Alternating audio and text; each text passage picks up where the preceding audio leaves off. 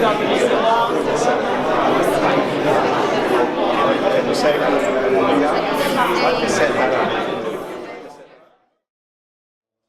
but de notre rencontre, c'est justement de clarifier tous les petites questions qu'on peut avoir.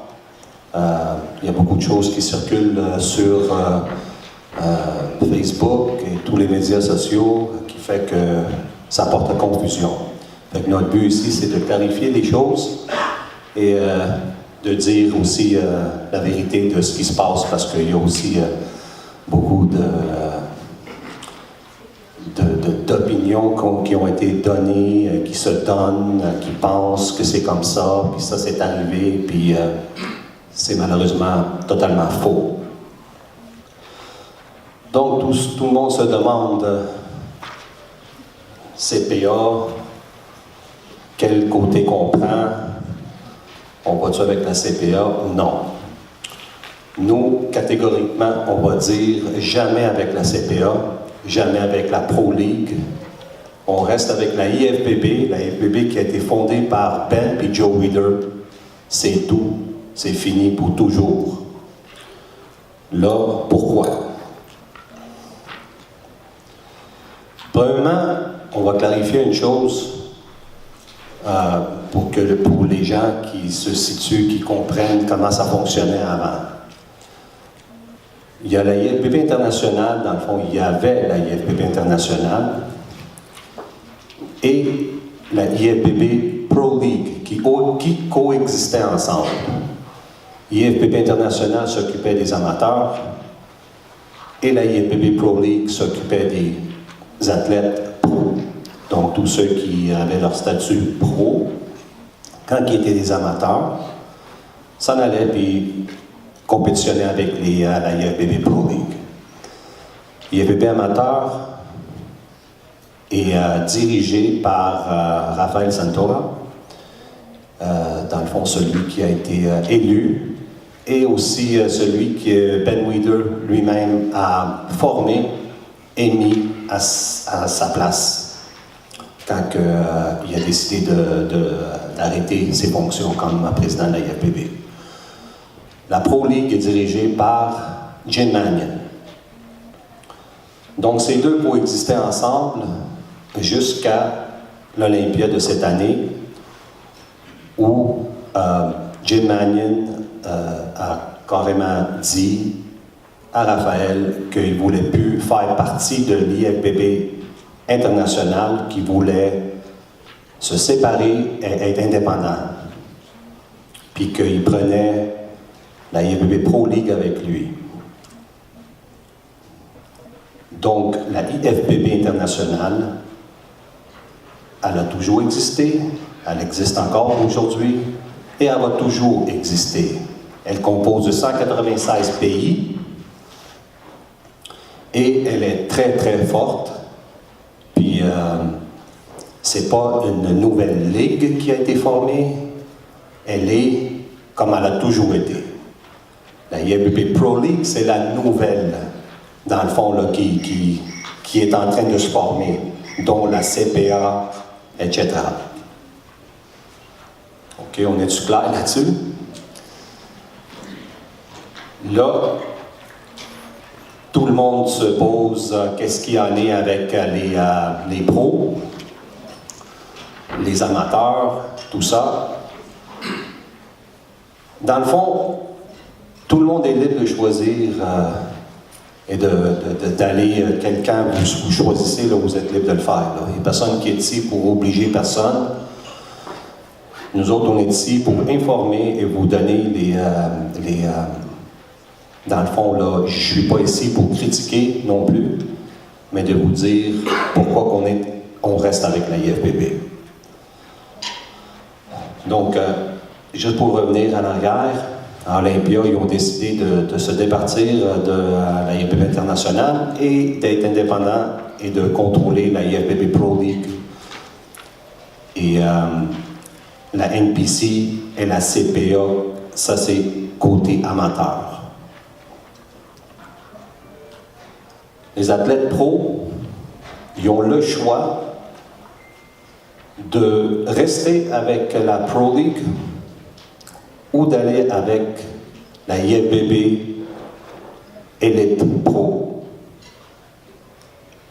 Donc, il va en avoir, là, on ne sait pas encore le nombre exact de ceux qui sont des pros existants déjà, qui sont avec l'Elite Pro, mais c'est vraiment pas ça qui est le plus important. Ce qui est important là-dedans, il faut retenir, c'est c'est quoi la différence, pourquoi que je devrais aller avec l'Elite Pro.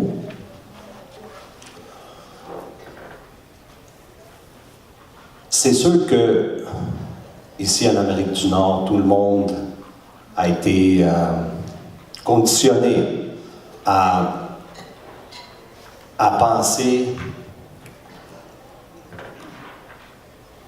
Elite Pro, la IFBB Pro League. Fait qu'on va l'appeler la Pro League, OK? Elite Pro puis Pro League, juste pour qu'on se situe un petit peu. Si on regarde ce qui se passe dans les pros actuels, si c'est ce que vous voulez, comme exemple le look que la Pro League veut, c'est carrément différent de ce que la IFBB Elite Pro prône. OK? La Elite Pro et la IFBB, ils vont aller avec les physiques ou comme sont supposés d'être. La symétrie de proportion, une masse musculaire qui est quand même atteignable, puis des physiques qui n'ont pas des ventres comme des femmes enceintes, ni des muscles qui sont pleins d'huile, et aussi des bitch tits. Fait que c'est des choses là, que la IFBB Pro League ne tolère pas. La façon qu'ils vont être jugés, comme amateurs, ils vont être jugés comme pro. Puis la façon qu'ils sont jugés, c'est avec plusieurs juges. Puis c'est tous les juges qui décident qui gagne, puis quelle place qu'ils vont avoir respectivement. Quand est-ce que malheureusement, avec la Pro League, c'est totalement différent. Fait que pour ceux qui ont passé par là, ils savent exactement de quoi je parle. Et une chose que je peux dire, là, c'est ça va être carrément différent avec la IFBB Pro Elite. Alors, me revoilà. Avant de continuer avec les petites choses de l'APQ, on va parler des deux pieds pour le Québec. Je voudrais juste vous faire remarquer que moi et Joe, à l'APQ, moi j'étais à Vegas, lui il est allé en Espagne. Ben, nous autres aussi, on avait le choix d'aller avec la IFBB Pro League, CPA aujourd'hui au Canada, ou d'aller avec l'IFBB et Elite Pro. On a peut-être l'air fou, mais on n'est pas imbécile non plus. Là. Tout ça pour vous faire comprendre que nous aussi, on a eu à faire un choix. Puis on pense honnêtement qu'on a fait un choix bon pour l'avenir de nous autres, c'est vrai, et l'avenir de nos athlètes. Puis Joe, il a dit quoi tantôt que ça a passé inaperçu? Mais la IFBB, il y a un gros sac avec plein de choses dedans qui s'en vient. C'est juste qu'on ne veut pas tout dire, on ne peut pas passer devant eux autres, mais rappelez-vous qu'il y a des belles choses qui s'en viennent. Donc, vous allez le voir tantôt, dont ici au Québec, chez nous. Alors, on va commencer un petit peu notre système de qualification. On va faire ça vite, pas très compliqué. Vous savez qu'au Québec, on a deux natures de championnats. Il y a des championnats de nature naturelle, avec les tests antidopage. Alors, vous avez une feuille qui est marquée « Système de qualification championnat APQ naturel ». Pas très compliqué. Il y a deux championnats dans lesquels vous pouvez vous qualifier. Il faut absolument passer par là. Pour aller au championnat provincial des physiques naturelles ATP, vous devez être qualifié à un ou l'autre des deux niveaux 1. Mike Clément, le classique Mike Clément, on va voir les dates tantôt, et le championnat des physiques naturelles André Maillé, dans l'Outaouais. C'est les deux seules façons que vous pouvez accéder au championnat provincial naturel. Top 5? C'est toujours top 5. Par contre, on va y revenir tantôt, tous les athlètes qui ne sont pas qualifiés pour le championnat provincial naturel doivent absolument se qualifier à l'un des championnats de niveau 1 naturel. Il y en a, les qualifications antérieures, ils comptent aussi. Là. Ça n'a pas changé. Par contre, pour cette année qui vient, 2018, dans les belles choses qu'il y a, tous les nationaux sont chez nous au Québec cette année. Avec les filles qui disaient c'est toujours à Vancouver, les figures, gagna, ben là, c'est au Québec. Tout est là. Les naturels, à toutes les Open. Classique, bodybuilding, bikini, figure, tout est là. Ici, à Montréal, chez nous. Mais pour l'année 2018, comme il s'est déjà passé ici en 2014, comme il se passe dans les autres provinces membres de CBBF, cette année, les 10 premiers de chaque championnat vont pouvoir accéder au niveau supérieur. Parce qu'il y a les championnats nationaux chez nous. Et en fait, ce n'est pas quelque chose de nouveau, c'est quelque chose qui a été fait dans le passé. Il y a même des provinces qui l'ouvraient à tout le monde, on l'a fait en 2014 ici, pour aider à la participation et à l'expérience des gens, parce qu'on sait que ce n'est pas tout le monde qui peut se rendre en voyage, en compétition dans les autres provinces. Le système de qualification des championnats PQ de nature Open. Open, ça veut simplement dire qu'il est ouvert et qu'il n'y a pas de test antidopage. Donc, c'est le même principe. Il y a un championnat provincial. À partir de l'année qui arrive 2018, là, il va y avoir 4 championnats dans lesquels les athlètes du Québec, dans différentes saisons du Québec, dans différents endroits du Québec, vont avoir la chance de se qualifier pour tous se rendre au championnat provincial. Coupe Espoir Québec, on vient de le passer. Il est passé. Coupe Espoir Québec, ça reste un championnat dans lequel c'est fait seulement et seulement pour les athlètes n'ayant jamais participé auparavant. La différence, c'est que Coupe Espoir Québec devient un niveau 1. Il faut qu'on ait un système de qualification égale. Cette année, on a dit les top 10. Normalement, ça va être que les top 5 quand les championnats nationaux ne sont pas chez nous. Ça va être un top 10 dans une autre province. Coupe Espoir Québec, encore une fois, je le répète, c'est fait pour ceux qui n'ont jamais auparavant compétitionné. Et les qualifiés vont pouvoir passer directement au provincial. Avant, c'était seulement le premier. Il y a Québec Open de l'Ouest, qui était déjà existant. Il y a Québec Open de l'Est, qui était déjà existant. En 2018, on ajoute un championnat. On a marqué ici Québec Open de l'Outaouais.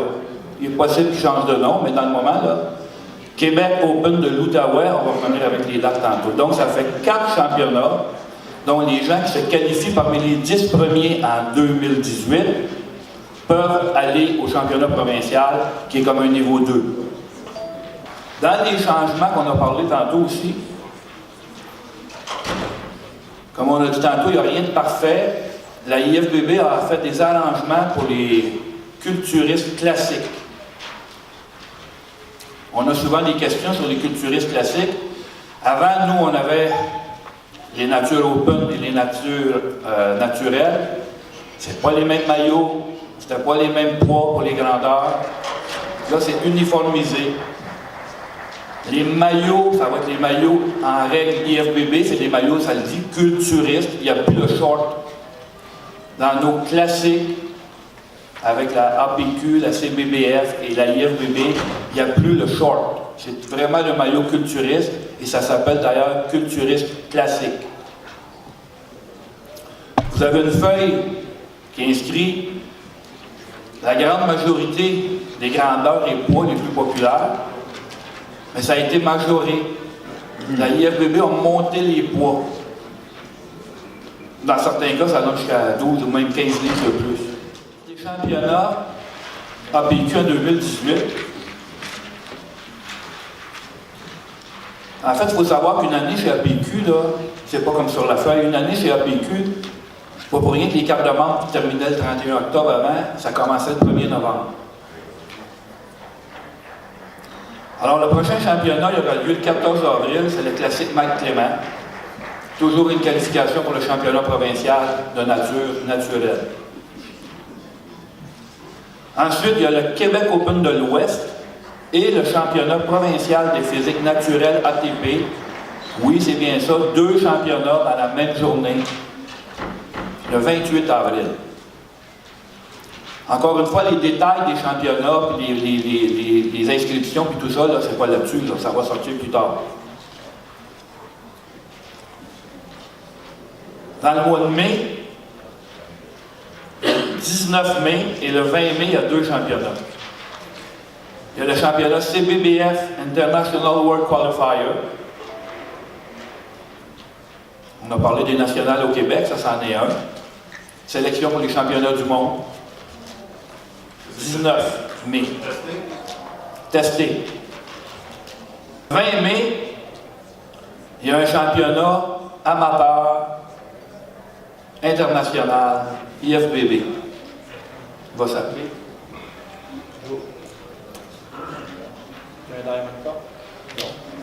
IFBB Amateur Pro Elite, Montreal Pro Elite College. OK. Il va y avoir un championnat amateur international dans lequel les athlètes du Québec sont invités. Celui-là, il n'y a pas de test. C'est open. Et les gagnants ont des cartes de pro. Ça va être ici, au Québec, le 20 mai. Toutes les informations, tout va sortir là-dessus bientôt.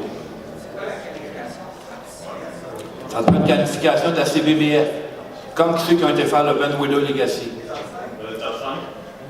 Top 5, puis souvent, ils vont aller plus loin, comme des fois, ils vont envoyer des top 15 des années précédentes. De l'année même, puis les top 5 de l'année précédente. On est obligé cette année, dans la même week-end, dans la même fin de semaine que ces 2 championnats internationaux ici dans la région de Montréal, qui vont être à la Prairie, il va y avoir le Québec Open de l'Est, le 20 mai, à Québec. Qualification pour le championnat provincial. Le 15 juillet, il y a tous les championnats nationaux. Avant, ils étaient séparés.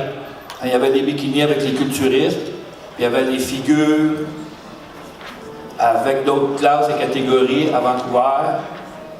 Mais là, cette année, tout est dans un beau gros championnat à Montréal, avec carte de pro, élite pro naturellement. Et le lendemain, le 15 juillet, il y a un championnat pro, le premier au Canada, élite pro. Donc ceux qui vont avoir gagné leur carte de pro la veille au national vont pouvoir déjà faire le championnat pro le lendemain. Alors, au mois d'août, la date a été changée. C'est un championnat qui originalement a lieu soit fin septembre ou début octobre. La classique naturelle André Maillé et le Québec Open de l'Outaouais dans la même journée à Gatineau. Qualification pour le championnat des physiques naturelles ATP et qualification pour le championnat provincial. Au mois d'août, 18 août. Un peu plus tard, au mois d'octobre, il y a un autre championnat ici à Laval, justement. Un autre IFBB Elite Pro Qualifier qui s'appelle le Diamond Cup. Et oui, c'est encore des championnats qui comptent avec les points pour les sous au bout. Et pour terminer, il y a toujours le Coupe Espoir Québec qui va être le 4 novembre, mais dans un an. Et rappelez-vous, pour le Coupe Espoir, c'est important que oui, c'est toujours les débutants qui y vont. Mais, contrairement aux anciennement, ça vous qualifie pour les championnats provinciaux. Open. Parce qu'il n'y a pas de test à la Coupe Espoir. Avant de terminer, là, je veux juste vous rappeler que la nouvelle, c'est qu'il y a des bikinis juniors. Les juniors, maintenant, que ce soit des culturistes ou des bikinis, c'est 23 ans et moins.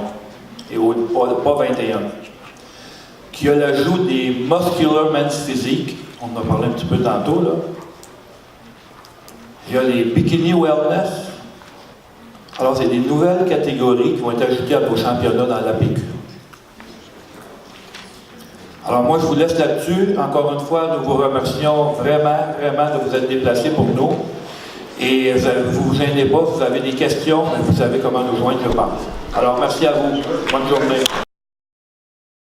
Je ne me rendrai pas là, mais Élite, ça va travailler à l'Olympia, Ligue travaille à l'Olympia. OK. Ce qui se passe, le mot Olympia appartient à la Pro League. Pourquoi ça appartient à la Pro League? Parce que Joe Weider, qui était propriétaire du titre Monsieur Olympia, l'a vendu avec tous ses avoirs Weider juste avant qu'il décède. La personne qui a acheté ça, c'était David Packer. Si je ne me trompe pas, ça c'est son nom. OK? Donc, David Packer, qui est propriétaire du nom Monsieur Olympia, il reste avec Jim Manion. Fait que Jim Manion hérite de ce nom-là. OK? Mais là, il va-tu avoir un concours semblable à M. Olympia dans l'élite pro? Oui, il va en avoir. On est en train de tout bâtir ça. Moi, la seule affaire que je peux vous dire, c'est qu'il y a des belles choses qui s'en viennent. Vraiment des belles choses. Puis, de nous faire confiance. Comme j'ai dit, je ne veux pas commencer à parler en mal de l'autre côté. Mais moi, je peux parler du côté qu'on a choisi. Puis, je vois seulement du positif sur tous les côtés. Au niveau comment que ça va être jugé, comment que les athlètes, côté amateur, côté professionnel, les bourses vont juste aller en augmentant. Il y a aussi la télévision qui est impliquée là-dedans. Aux États-Unis, maintenant, celui qui chapeaute, comment ça dit ça? Chapeaute. OK, le président de la l'IFBB États-Unis, c'est Wayne DeMilia. Qui est pro Ligue, est-ce qu'il peut changer n'importe quand? Comme mettons, moi je voudrais changer. Ouais. Je ne dis pas que c'est ça qui va arriver, mais mettons, je voudrais changer. Est-ce que n'importe quand on peut changer ou il y a une date en ce moment? Puis est-ce que si tu es pro Ligue, est-ce que tu deviens pro élite automatiquement? Tu ne deviens pas automatiquement. Il faut que tu fasses la demande. Okay. Mais dans le fond, là, si tu as ton statut pro, oui, automatiquement, tu deviens pro élite. Okay. Mais tu as jusqu'à la fin de l'année pour faire ça. Okay. Puis, mettons quelqu'un décide, oui, tu sais, j'étais dans la Pro League, puis là, j'aimerais ça changer au cours de route. Vous pouvez le faire, mais vous avez juste une fois à le faire. Vous avez juste une chance. Dans le fond, là, vous pouvez pas sauter de l'un à l'autre quand ça vous tente de le faire. On laisse seulement une fois à le faire. Okay. C'est par rapport justement aux critères de jugement. Souvent, après les compétitions, on se fait dire les juges européens ont telle préférence, les juges canadiens ont telle préférence. Mais là, est-ce qu'il va y avoir comme un consensus de formation côté jugement? Il va y avoir une uniformisation pour les catégories?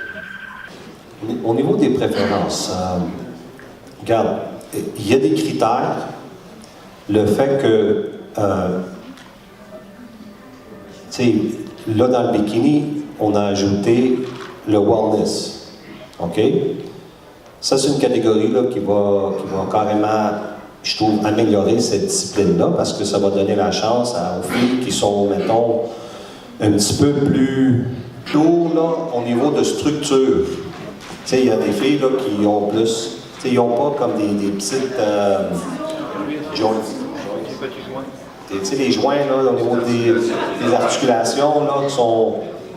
Le bikini, c'est vraiment une prototype parfaite comme c'était avant, là, comme c'est là, je veux dire. Là, qui fait que c'est des filles là, qui ont vraiment des belles shapes, mais qui n'ont pas la même structure ou articulations qui sont un petit peu plus grosses, et encore c'est relatif, ils vont avoir leur place là-dedans.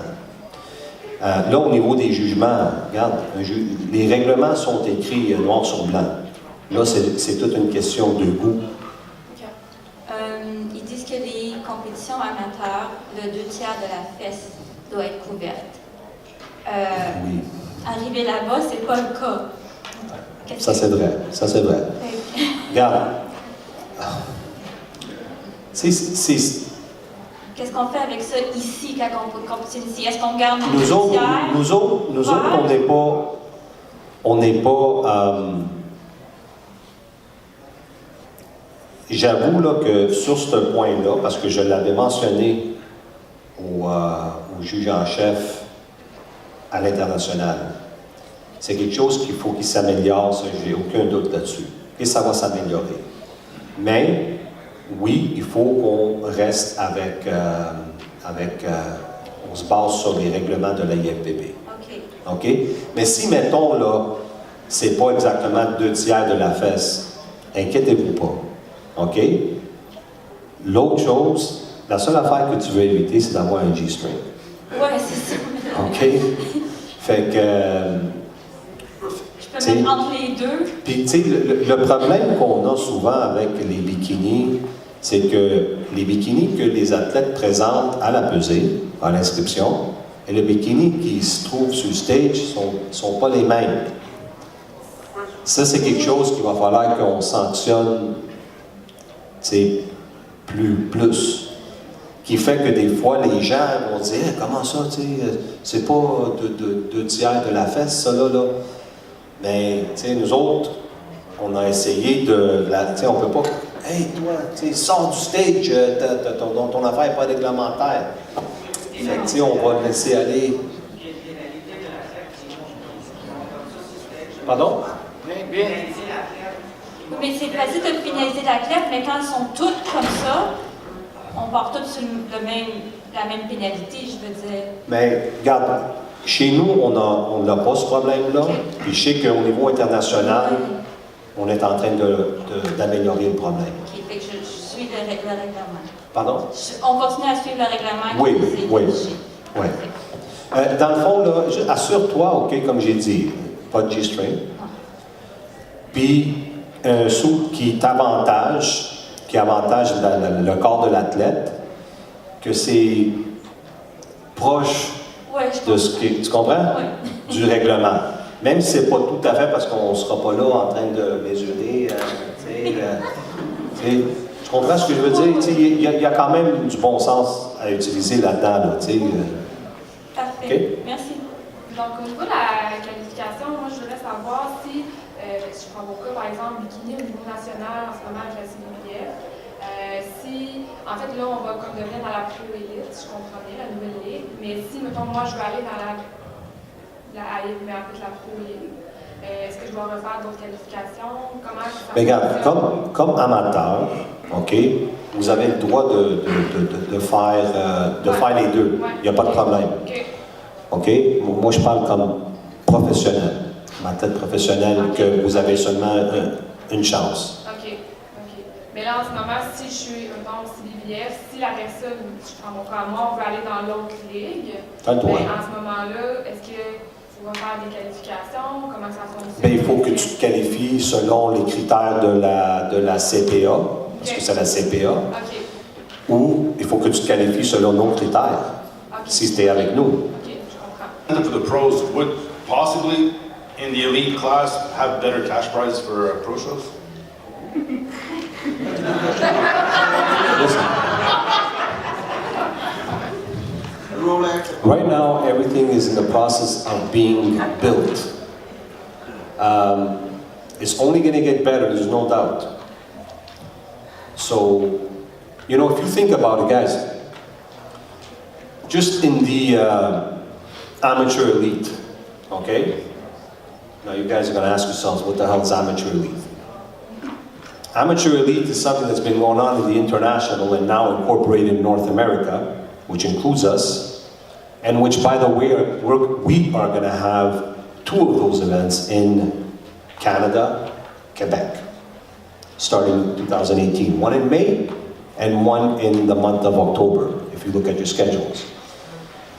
These shows, including the Arnold shows and the Paris World Championships, all the Diamond Cups, if you decide to compete in these shows, there's a point system. The higher up you class, the more points you get. In the end of the year, like it was done this year, there's a gala that's taking place at the Men's World Championships for the men and the Women's World Championships for the women for the top 10 best elite competitors. Those who've accumulated the top 10 best scores. Do you know the prize money for these athletes? 250,000 euros that's given. The number one winner of each respective class gets 15,000 euros, which translated in Canadian dollars is almost $25,000 to be an amateur. This is something that now we will be able to partake in. You think that that sucks? I think it's fantastic as an amateur.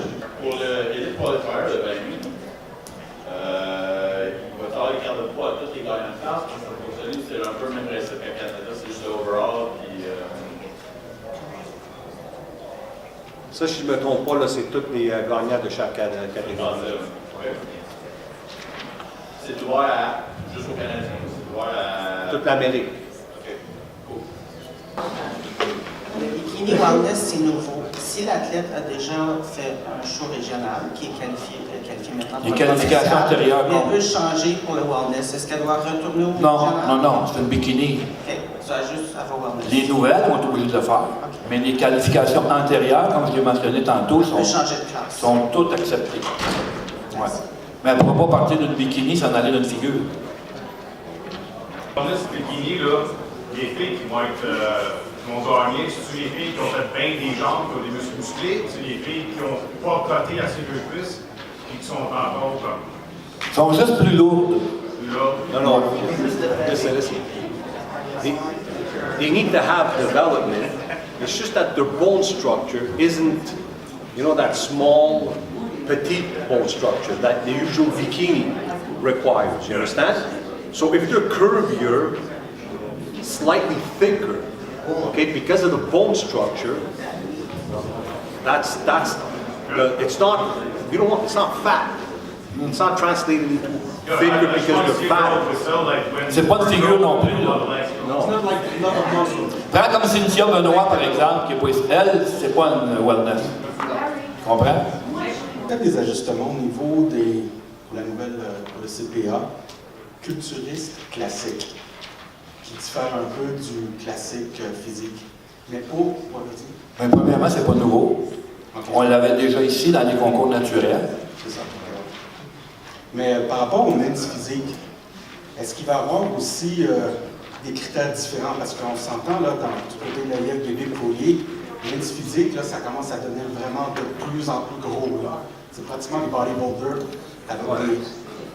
Pas nécessairement de nos legs, mais... Est-ce qu'il va y avoir des...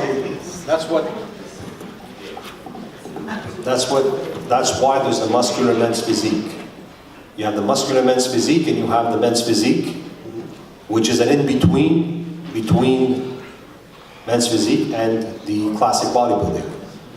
It's somebody that, let's say, cannot have this, let's say, doesn't want to have the same development as a classic bodybuilder, but isn't structured or has an easier time to put on some muscle and cannot be as small as the men's physique. You understand what I'm trying to tell you? So you have a lot of leeway over there. So you have, I think it's great because you give more opportunity to athletes to fit in their respective categories because of the type of physiques that they have. Basically, this opens up the door to a lot of new athletes and a lot of athletes that, were too big to be a men's physique and they were too small to be a classic bodybuilder, or men, the classic bodybuilding with the criterias, with the old criterias of the IFBB Pro League. So this is totally new over here. So it's becoming muscular physique. What's that? It's becoming muscular physique. It's called muscular physique. Okay? We mentioned it, I spoke about it before, and it's on your thing. But it's okay. If you have any questions, just don't hesitate to talk to me about this.